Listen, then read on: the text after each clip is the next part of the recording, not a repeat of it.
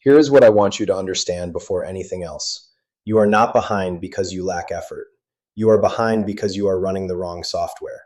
From the day you were born, you were being programmed by your parents, by your school, by your neighborhood, by every person who ever told you to be realistic or know your place or that's not for people like us. That programming has a name, the scarcity mindset, and it is the single most destructive force in your financial life right now. It tells you money is limited, opportunity is reserved, success is a lottery ticket, and the odds are not in your favor. Billionaires do not have a different lottery ticket. They have a different operating system entirely. And today, we begin installing yours. Oprah Winfrey was born in rural Mississippi in 1954, in poverty, to an unmarried teenage mother. She wore dresses made from potato sacks to school. She was abused. She was told repeatedly by the world around her that she had no future. By every measurable standard, the odds against Oprah were overwhelming. Most people in her situation never escape that reality, not because they are not capable, but because they believe the story the world tells them. Oprah refused to believe the story. At 14, she started reading every book she could find. She didn't have a mentor. She didn't have a network. She had a library card and a mind she refused to limit. She told herself, out loud to herself every day, that she was meant for more, that her past was not her identity, that her current address did not determine her final destination. That is not positive thinking.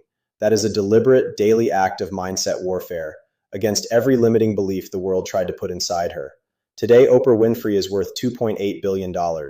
She has touched the lives of hundreds of millions of people, and she will tell you herself, it started with the decision to think differently about who she was allowed to become. The lesson: your story is not written by your circumstances. It is written by the conversation you have with yourself every single day. Sean Carter grew up in the Marcy housing projects in Brooklyn, New York. No father in the home. Gunshots were a regular sound outside his window. By the time he was a teenager, the streets had shown him exactly where his life was supposed to go. Every structure around him said, "This is your ceiling." The system was not built for you. Success happens somewhere else, to someone else. Sean Carter looked at that ceiling and decided it was a floor. He couldn't get a record deal. Every major label rejected him. So he did something that almost nobody at that time had done. He started his own. Rockefeller Records, built from nothing, from belief alone. But here's what most people miss about Jay-Z. He didn't just think like a musician. He thought like a businessman before he even had a business. He studied deals. He studied ownership. He understood that talent rents, but ownership builds wealth. He said it himself, "I'm not a businessman, I'm a businessman." That one shift in identity, from employee to enterprise, is worth more than any MBA. Today, Jay-Z is worth $2.5 billion across music, fashion, champagne, art, and sports. The projects he grew up in could not hold the size of what he imagined for himself. The lesson: the world will always show you a ceiling. A billionaire mindset turns every ceiling into a starting point. Oprah and Jay-Z came from different places, different decades, different struggles, but they share three mental shifts that every billionaire makes, and most people never do. Here they are. Shift 1. Stop inheriting beliefs. Start choosing them.